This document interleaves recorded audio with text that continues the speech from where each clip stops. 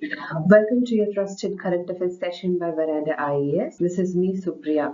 जहां हम सिर्फ न्यूज नहीं पढ़ेंगे, उसके पीछे के पैटर्न्स, पॉलिसीज और इम्प्लीकेशन समझते हैं, और वो भी यूपीएससी के पर्सपेक्टिव से।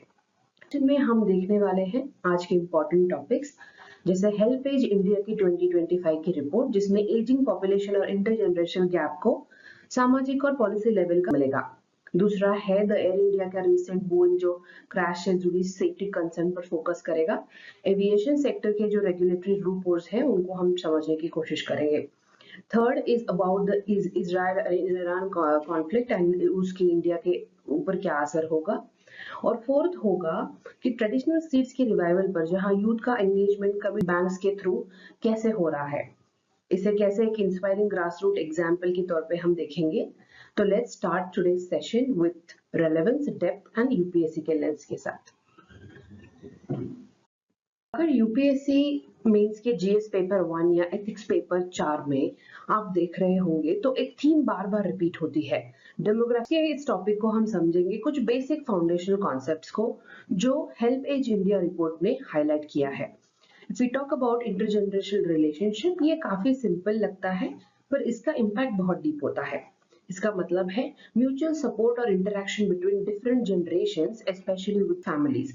फॉर एग्जांपल, जब दादी अपने पोते को स्टोरी सुनाती है, ये जब एक यूथ अपने नाना को स्मार्टफोन कैसे यूज करना सिखाता है, तो ये एग्जाम्पल है एक इंटरजनरेशन रिलेशनशिप का। अगर हम एजिज्म की बात करें तो ये एक सोशल स्टीरियोटाइप है, जब किसी व्यक्ति के एज के बेसिस पर उसकी कैपेबिलिटी को जज किया जाता है।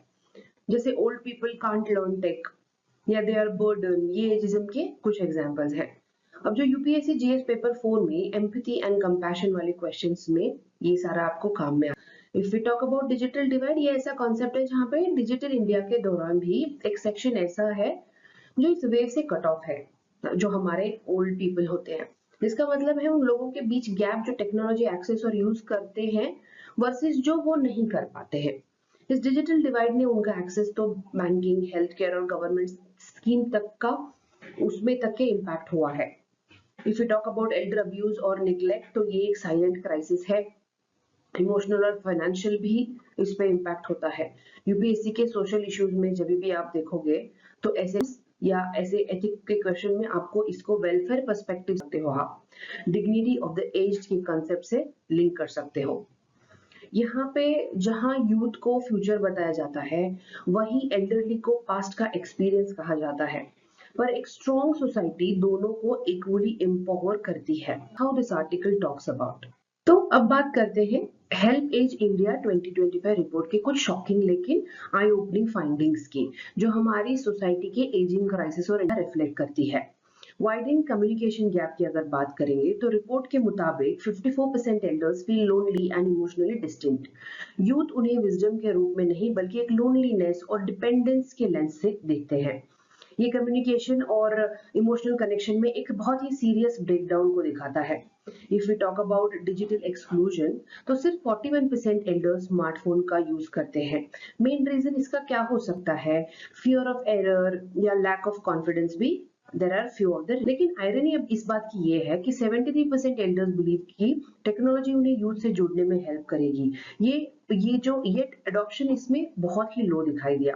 अब इससे हमें एक क्लियर पिक्चर दिखाई देता है कि डिजिटल लिटरेसी प्रोग्राम्स को एल्डरली तक एक्सपांड करना जरूरी है। एल्डर वर्नरेबिलिटी इन साइबर स्पेस की अगर हम बात करेंगे तो का नया शिकार बन रहे हैं हमारे बुजुर्ग। रिपोर्ट कहता है कि एल्डर्स को अर्ली एसेट ट्रांसफर अवॉइड करने की सलाह दी गई। साथ ही डिजिटल अवेयरनेस को बढ़ावा देने के लिए उन पे उसका भी स्ट्रेस होता है। इमोशनल डिसएंगेजमेंट बात करेंगे तो सिर्फ 42% elders expect that youth will genuinely listen to your emotional concerns. अब इसका मतलब है एम्पैथी की कमी और फैमिली, ये तो सबसे बहुत ही लास्ट का टॉपिक है, इशू है, लेकिन बहुत इंपॉर्टेंट है। ये ऐसे 86% एल्डर्स फैमिली केयर पे डिपेंडेंट होते हैं। लेकिन पॉजिटिव नोट ये भी है कि 75% यूथ एल्डर केयर के लिए वॉलंटियर करने के लिए तैयार होते हैं। This shows there is still hope provided we build bridges between the two generations. अब इसको ऐसे लेते हैं हम कि ये जो रिपोर्ट है एक सेंसस या डेटा कलेक्शन के जैसे नहीं, बल्कि एक हमारे लिए एक वेकअप कॉल जैसे है। सोसाइटी के लिए, गवर्नमेंट के लिए या यूथ के लिए। और अगर हम डेमोग्राफिक डिविडेंड बनाना चाहते हैं तो अपने एल्डरली सिटीजन्स को एक्सक्लूड नहीं, हमें उनको ज्यादा एम्पावर करना पड़ेगा। ये जो हेल्पेज इंडिया रिपोर्ट्स के फाइंडिंग्स है, सिर्फ ये एक प्रॉब्लम की तरह नहीं देखें, सॉल्यूशंस भी निकालते हैं उसके। समझते हैं कुछ पॉलिसी लेवल और सोसाइटल रिफॉर्म्स जो फ्यूचर में एल्डरली एज को ट्रांसफॉर्म कर सकते हैं। What is required is policy shift. सबसे पहले जरूरत है एक national policy for Elder digital literacy की, जिसमें government targeted training modules launch करेंगे, जिससे डिजिटल इंडिया का रियल रीच बढ़ जाएगा। अगर हम सोशल इंफ्रास्ट्रक्चर की बात करेंगे तो focus should be elder friendly urban planning में, ऐसे तरह जैसे ramps, benches, health care kiosk जैसे और एक्सेसिबल ट्रांसपोर्ट्स भी अवेलेबल हो।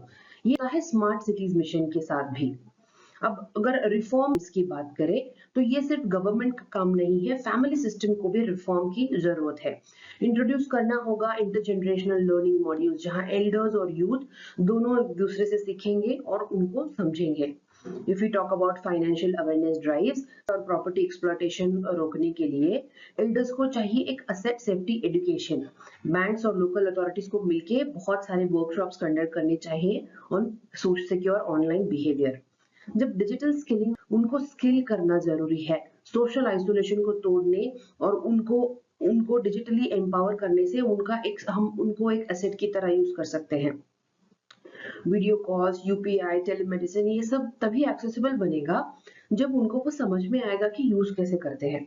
तो अगर हम एक ट्रूली इंक्लूसिव भारत बनाना चाहते हैं तो हमें सिर्फ यूथ सेंट्रिक नहीं, Elder respecting and Elder ready policies भी बनानी होंगी, जहां डिग्निटी, सेफ्टी और पार्टिसिपेशन तीनों मिले। जब भी हम कोई पॉलिसी के बारे में, वेलफेयर स्कीम्स के बारे में बात करते हैं तो ये जो वल्नरेबल सेक्टर, जैसे वल्नरेबल सेगमेंट होता है, ओल्ड एज पीपल हो गए, विमेन हो गया या चाइल्ड हो गए, वो इनको इंक्लूसिव करने का ही एक बेस्ट सोल्यूशन होता है to bring an impactful change.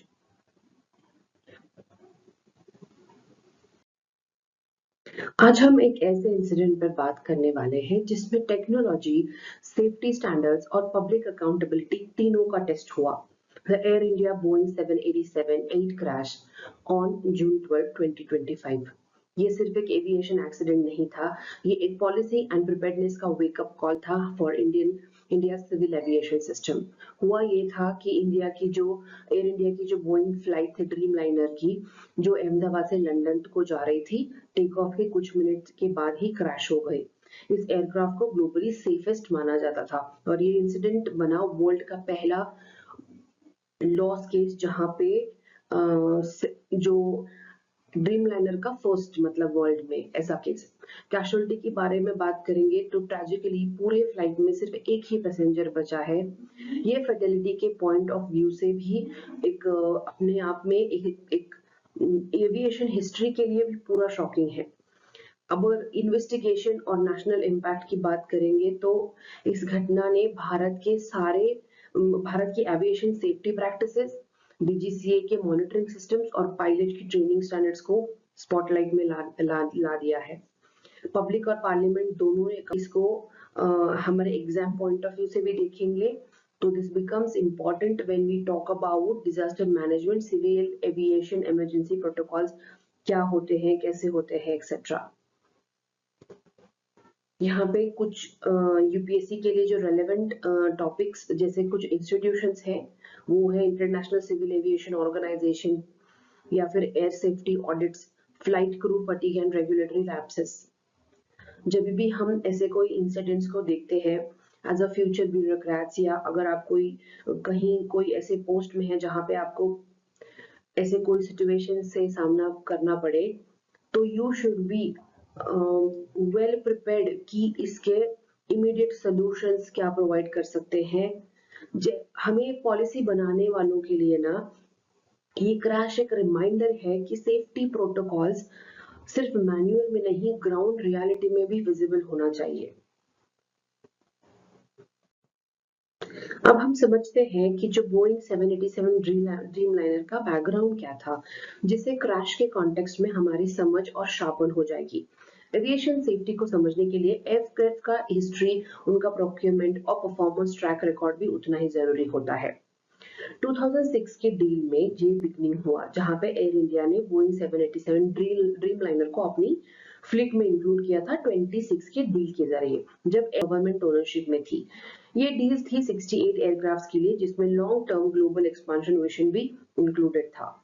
अब फ्लीट इंट्रोडक्शन के देखोगे तो इंटरनेशनल एक्सपेंशन के लिए एक 787-8 वेरिएंट को स्पेशली डिजाइन किया गया था फॉर मीडियम और लॉन्ग हॉल इंटरनेशनल रूट्स के लिए, जैसे कि यूरोप और ईस्ट एशिया। इसका मिशन था फ्यूल एफिशिएंसी और पैसेंजर्स कंफर्ट को बैलेंस करना। इनमें कुछ सेफ्टी कंसर्न्स भी थे, जैसे ग्लोबली बोइंग 787 का सेफ्टी रिकॉर्ड बहुत अच्छा रहा है, बट नॉट स्पॉटलेस। कुछ मेजर सेफ्टी इश्यूज पिछले दिनों सामने आए, जैसे कि 2013 में बैटरी फायर्स ने पूरा फ्लीट ग्राउंड कर दिया था। 2024 में एक सीट हीटर फायर उठाते रहे हैं हमेशा से। ये सब बताते हैं कि एयरक्राफ्ट की रेपुटेशन स्ट्रॉन्ग हो सकती है, पर ओवरसाइट कभी कॉम्प्रोमाइज नहीं होना चाहिए। अभी ये जो हिस्टोरिकल कॉन्टेक्स्ट आपने देखा, जीएसपी पेपर 3 में जो एविएशन पॉलिसी, स्ट्रैटेजिक प्रोक्योरमेंट और डिजास्टर प्रिवेंशन के कुछ आंसर्स रहेंगे, उनपे आप ये इस्तेमाल कर सकते हो। तो एयरक्राफ्ट सिर्फ एक लक्जरी का साधन नहीं है। हमेशा एक छोटा सा एरर भी हमें बहुत ज्यादा नुकसान पहुंचा सकता है। हिस्ट्री और सेफ्टी का एनालिसिस पॉलिसी रिफॉर्म्स के लिए एक बहुत ही सॉलिड बेस बन जाता है। क्रैश जैसे इंसिडेंट्स होते हैं, हमें तभी समझ में आएंगे जब हम एविएशन के कुछ बेसिक टेक्निकल और रेगुलेटरी कॉन्सेप्ट्स को क्लियरली अंडरस्टैंड करें। Now this topic has 4 keywords that are always seen, you have come across। सुनते हैं हल लॉस, इसका मतलब होता है ऐसे डैमेज जो एयरक्राफ्ट को कंप्लीटली अनयूजेबल बना दे, जहां इकोनॉमिक रिपेयर भी पॉसिबल ना हो। ये क्रैश बना था वर्ल्ड का first ever hull loss case for the Boeing 787-8 series.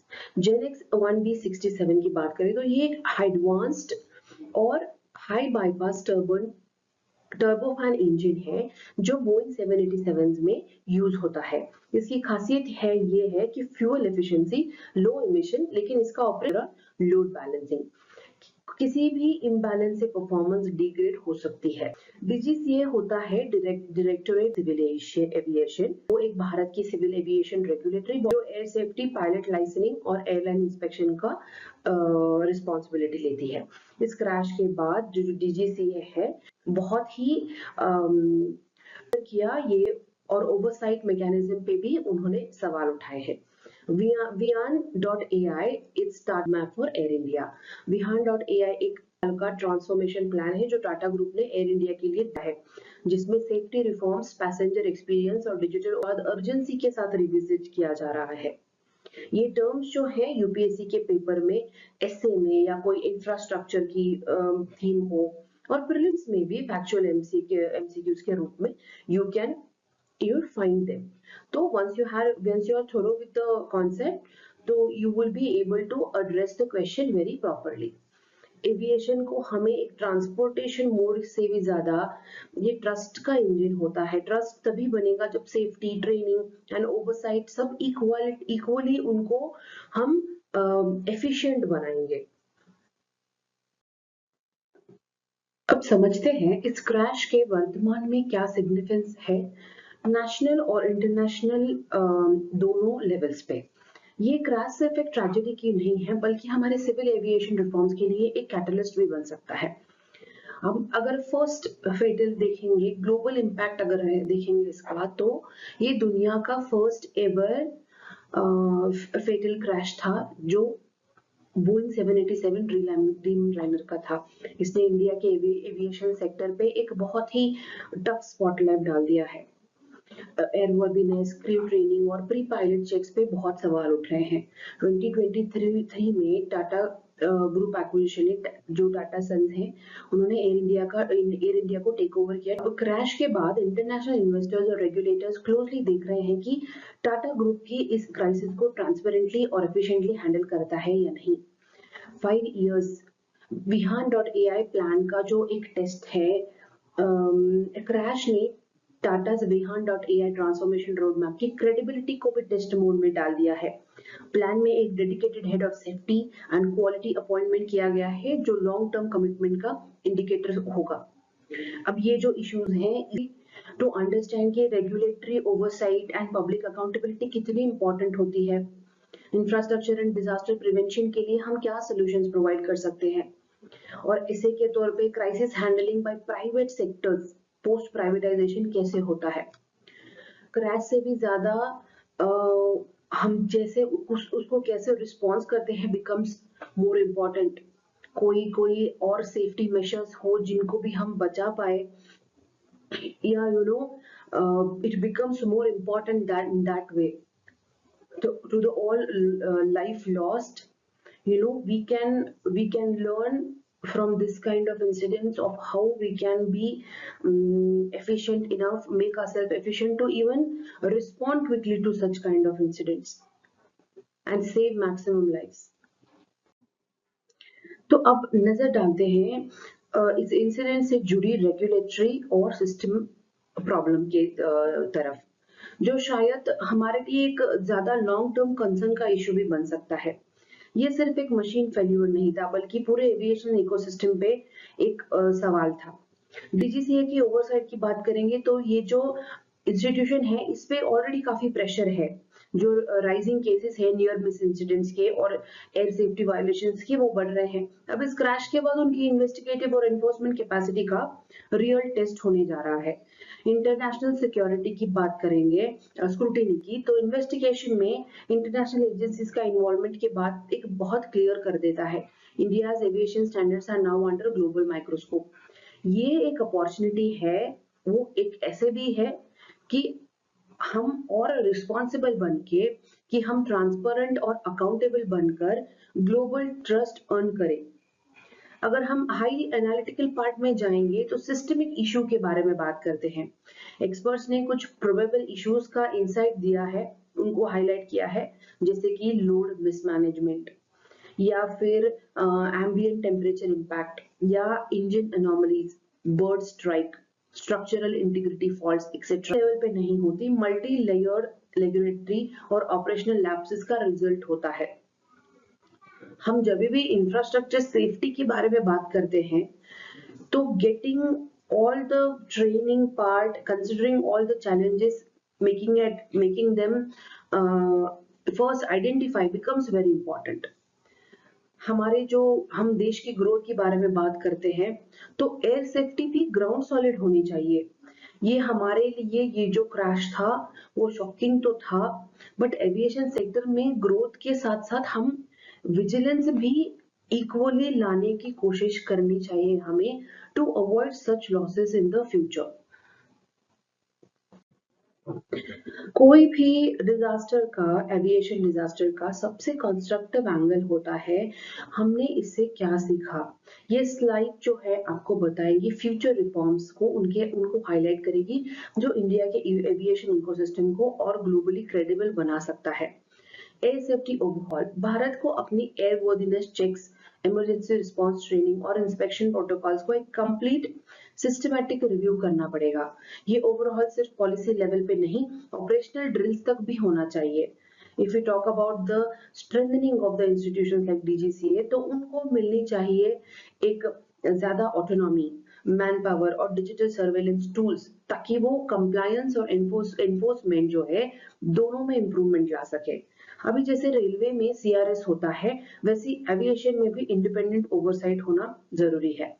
We talk about global aviation ties, जैसे जैसे Bharat bilateral air service agreements sign कर रहा है और कोड शेयरिंग एक्सपैंड हो रही है, हमें इंटरनेशनल सेफ्टी बेंचमार्क्स को मेंटेन करना जरूरी हो गया है।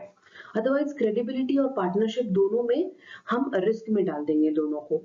We talk about passengers trust, finally जनता का भरोसा वापस लाना सबसे क्रूशियल स्टेप्स है।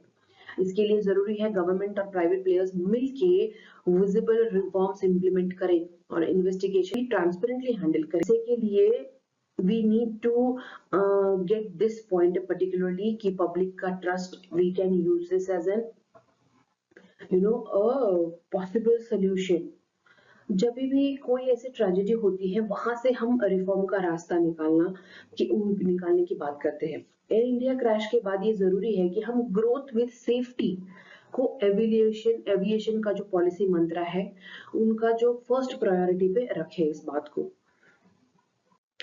Moving on to our next topic, हम डिस्कस करेंगे एक इंटरनेशनल डेवलपमेंट जिसका डायरेक्ट इम्पैक्ट हमारी इंडिया के इकोनॉमी और एनर्जी स्ट्रेटेजी पर पड़ रहा है, द इसराइल ईरान कॉन्फ्लिक्ट और इसके consequences on India's energy security.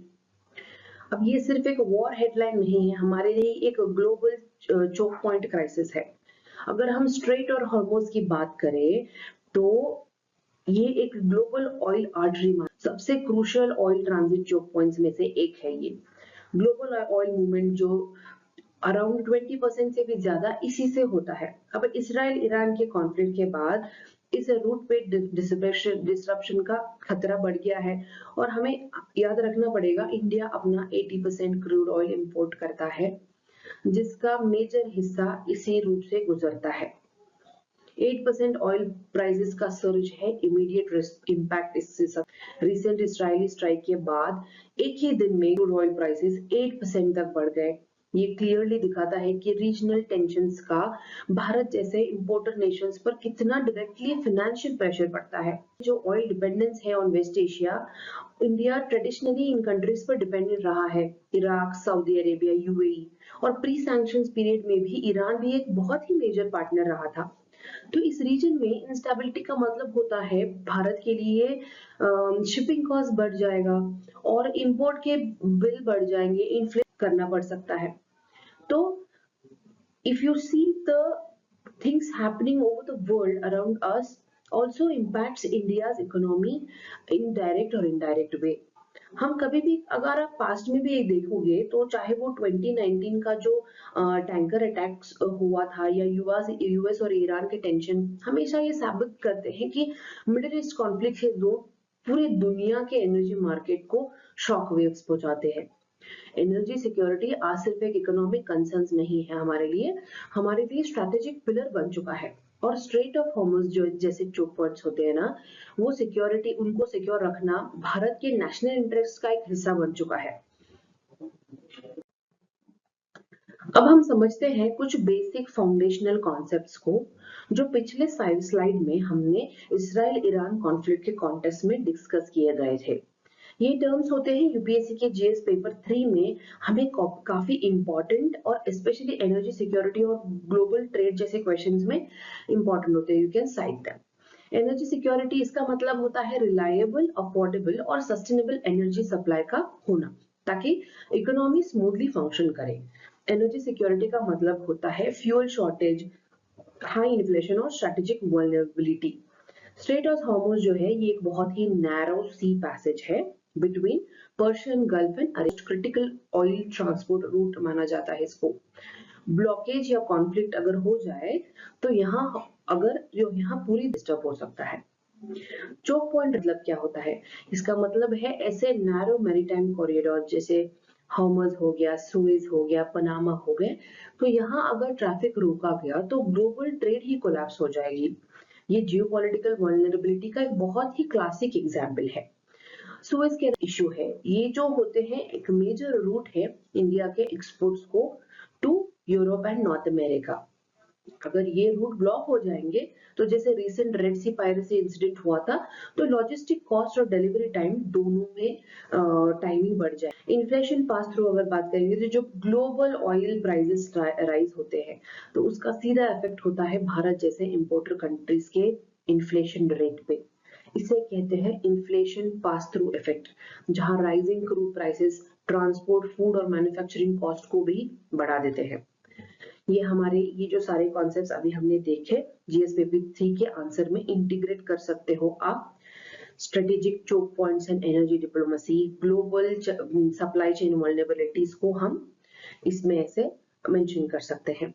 Geopolitics समझने के लिए या वॉर्स काफी नहीं होंगे, सी रूट्स, सप्लाई चेन्स कैसे होता है उनको भी एक प्रॉपर अंडरस्टैंडिंग आप रखना चाहिए। और यूपीएससी भी ये समझना चाहता है कि आप इन स्ट्रेटेजिक लिंकेजेस को कैसे एक अच्छी तरीके से एनालाइज करते हो।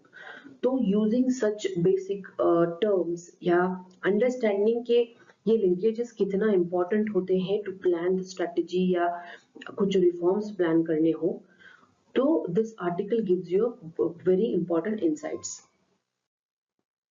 अब ये पूरे इंसिडेंट्स का जो इंडिया पे इम्पैक्ट होगा वो क्या होगा, specially in terms of oil imports, trade deficit और रूपी वैल्यू के लिए। इंडिया का जो ऑयल सप्लाई है वो बहुत ही वल्नरेबल होता है। चाहे भारत आज के टाइम में ईरान से डायरेक्टली ज्यादा तेल इंपोर्ट नहीं करता हो, लेकिन स्ट्रेट ऑफ हॉर्मुज पर कॉन्फ्लिक्ट होने से इराक, सऊदी अरेबिया जैसे मेजर सप्लायर्स का एक्सपोर्ट भी डिसरप्ट हो जाएगा। और जैसे ही ग्लोबल ऑयल सप्लाई टाइट होती है, क्रूड प्राइस स्पाइक हमेशा कर जाते हैं। मैक्रो इम्पैक्ट और इंडियन इकोनॉमी के बारे में अगर बात करेंगे हम, तो इंपोर्ट बिल बढ़ेगा तो उससे हमें फिस्कल प्रेशर फील होगा, करंट अकाउंट डेफिसिट जो है वाइडन होगा। ये एक्सटर्नल वल्नरेबिलिटी जो है इस पे भी बहुत बड़ा असर क्रिएट करेगा करंट अकाउंट डेफिसिट। रूपी वीकन करेगा ये सब सारी चीजों से। इन्फ्लेशनरी जो ट्रेंड होता है वो हम प्रॉब्लम से, और सबसे क्रिटिकल ये है कि बजट मेकिंग और मॉनेटरी पॉलिसी को ना ये डायरेक्टली उसी पे भी डायरेक्टली अफेक्ट करेगा। ऑयल सोर्स डेटा हाईलाइट करता है कि इस चार्ट में आप देखोगे तो भारत की एनर्जी सप्लाई का मेजर चंक आता है इराक, सऊदी अरेबिया, यूएई, तीनों वेस्ट एशियन नेशन से। इवन यूएस और रशिया जैसे अल्टरनेट्स भी शिपिंग डिस्ट्रप्शन से इंपैक्ट हो जाते हैं। हमें जब भी एनर्जी या कोई एक्सटर्नल सेक्टर के बारे में क्वेश्चन आएगा, तो हम इसको ऐसे मेंशन कर सकते हैं कि कैसे जियोपॉलिटिकल कॉन्फ्लिक्ट्स हमारे डोमेस्टिक इकोनॉमी के स्टेबिलिटी को खराब करते हैं। You can write in such type of questions. Geopolitics के मैप पर जो एक मिसाइल छूटता है, उसकी गूंज भारत के फ्यूल पंप और किराने की नॉर्मल दुकान तक सुनाई देती है। That's why energy security is not just economic policy, हमारे लिए एक nationally strategically important होना चाहिए ये सब। अब हम बात करते हैं मिडिल ईस्ट के इस कॉन्फ्लिक्ट के ट्रेड और ब्रॉडर इकोनॉमिक इम्पैक्ट की। ये कॉन्फ्लिक्ट क्या रिपरकशंस लाता है।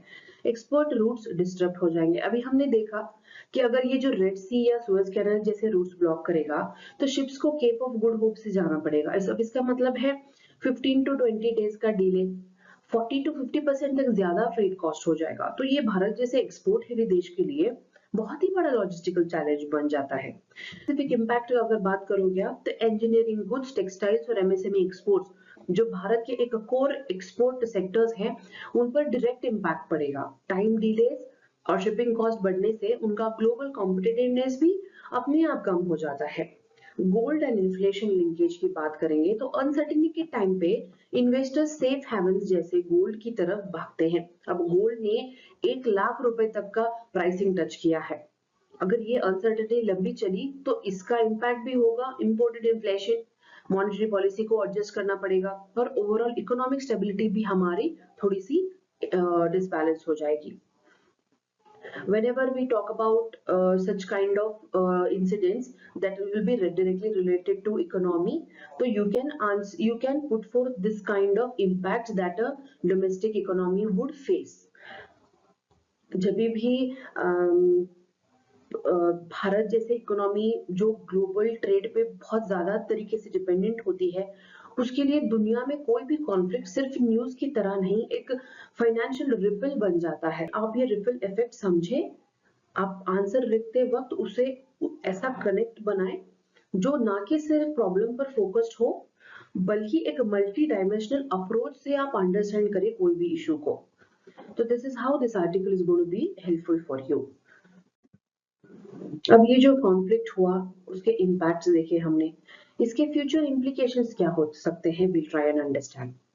कैसे हम अपनी एनर्जी स्ट्रेटेजी को ज्यादा रेजिलिएंट बना सकते हैं, will try to find out. Future road map क्या हो सकता है, from diplomacy to diversification, will understand here. Diversification of energy sources, सबसे पहला स्टेप है ऑयल सप्लायर्स का डाइवर्सिफिकेशन। भारत को वेस्ट एशिया के अलावा अफ्रीका, रशिया, यूएसए जैसे सोर्सेज से ऑयल लेना चाहिए और साथ ही स्ट्रेटेजिक पेट्रोलियम रिजर्व्स में इन्वेस्टमेंट भी बढ़ा देनी चाहिए। मैरीटाइम सिक्योरिटी डिप्लोमेसी की बात हो तो स्ट्रेट ऑफ हॉर्मुज जैसे चोक पॉइंट्स के प्रोटेक्शन के लिए भारत को इंडियन ओशन रीजन में एक्टिव डिप्लोमेसी दिखानी होगी। चबाहार पोर्ट, क्वाड और आईओआर मैरीटाइम ग्रुपिंग्स का यहाँ एक बहुत ही स्ट्रेटेजिक रोल सामने आता है। When we talk about renewable energy push, तो इस क्राइसिस ने एक और चीज रीइंफोर्स की, रिन्यूएबल्स ये लॉन्ग टर्म सोल्यूशन हो सकते हैं। EVs, ethanol blending, green hydrogen जैसे इनिशिएटिव्स को करना होगा ताकि हम अपना ऑयल डिपेंडेंस कम कर सके। जियो स्ट्रेटेजिक बैलेंसिंग की बात करेंगे तो सबसे डेलिकेट पार्ट होता है ये बैलेंस मेंटेन करना। भारत को वेस्ट एशियन पावर्स के साथ कॉर्डियल रिलेशंस रखने हैं, लेकिन अपने इकोनॉमिक इंटरेस्ट को भी प्रोटेक्ट करना। इस कॉन्टेक्स्ट में स्ट्रेटेजिक ऑटोनॉमी का मतलब और भी गहरा हो जाता है। हमने देखा कि स्ट्रेटेजिक सेल्फ रिलायंस या क्राइसिस एज अपॉर्चुनिटी को हम कैसे उनको सेल्फ रिलायंसेस, क्राइसिस एज अपॉर्चुनिटी, ये सब के लिए हम कैसे डायरेक्ट इनपुट बन सकते हैं। We have talked about that. अब आज के ऑयल क्राइसिस से कल की एनर्जी रोड मैप बन सकती है, बस जरूरत है विजन और विल पावर की। जियोपॉलिटिक्स आज भारत के लिए चैलेंज भी है और एक रिफॉर्म का चांस भी साबित हो सकता है। Moving towards a very different yet important issue and the last issue of the session today, जो साइलेंट इकोलॉजिकल रिवॉल्यूशन जैसा इशू है। सीड प्रिजर्वेशन के ट्रेडिशनल सिस्टम्स को रिवाइव करना और उसमें यूथ का नया रोल क्या है।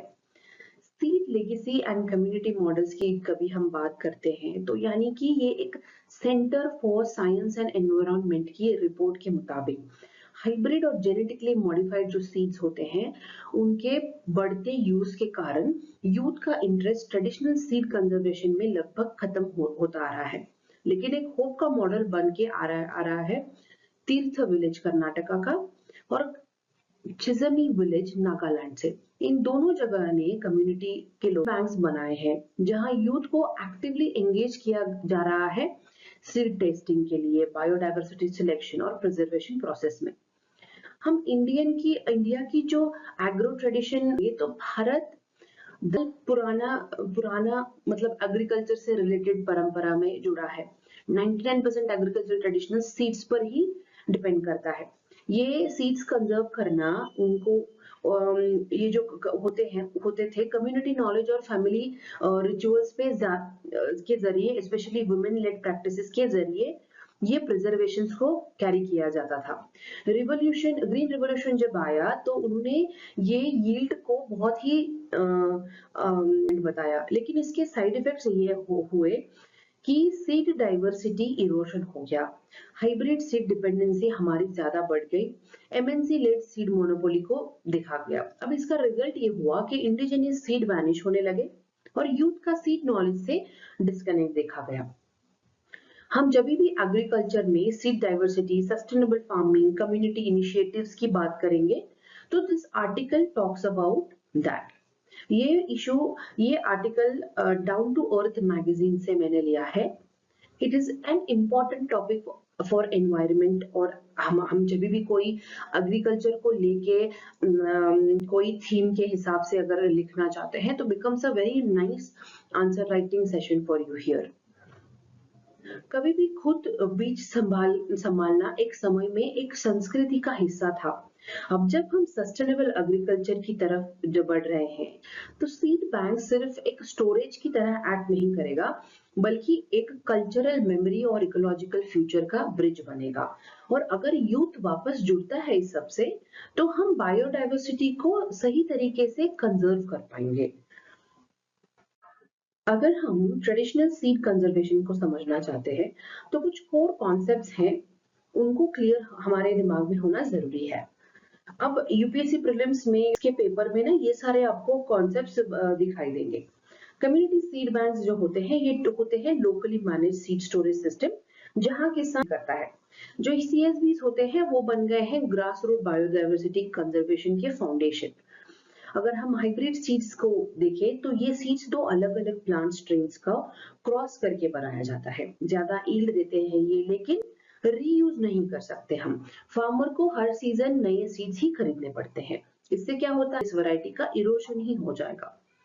अगर हम पार्टिसिपेटरी वैरायटी इसकी बात करेंगे सिलेक्शन की, तो ये एक बॉटम अप अप्रोच है जहां किसान खुद अलग-अलग सीड वैरायटीज को टेस्ट करता है और बेस्ट परफॉर्मिंग सीड्स को सिलेक्ट करके based on local agro climate conditions. इसका एग्जाम्पल है तीर्था विलेज का डाइवर्सिटी ब्लॉक, जहां पे 70 प्लस मिलेट वैरायटीज एक ही फील्ड में ग्रो की जाती है। सीड सोवरेनिटी की बात करें तो सीड सोवरेनिटी का मतलब होता है किसान का हक अपने बीज खुद सेव, रीयूज, एक्सचेंज और ब्रीड करने का। ये एग्रो इकोलॉजी और फूड डेमोक्रेसी का बहुत ही बेसिक कॉन्सेप्ट है। और ये modern IPR based seed monopoly जो है उससे एक नेचुरल रेजिस्टेंस मॉडल भी है। फूड सिक्योरिटी की जब हम बात करते हैं, सस्टेनेबल एग्रीकल्चर की बात करते हैं या कम्युनिटी पार्टिसिपेशन की भी बात करते हैं, तो this point is very important. ये जो term CSBs, PVS, seed sovereignty etcetera prelims के क्वेश्चंस में भी आते हैं, तो it gives you better understanding to choose your answer. हमें बीज सिर्फ एक एग्रीकल्चर करने का जरिया नहीं, बल्कि नॉलेज, कल्चर और इकोलॉजिकल विजडम का भी सिंबल होता है। हर जब जब किसान खुद ही बीज संभालेगा, तो उनको तो वो सिर्फ अनाज नहीं होगा, वो एक सोवरेनिटी की तरफ एक कदम होगा हमारा। Now let's talk about the challenges in traditional seed conservation.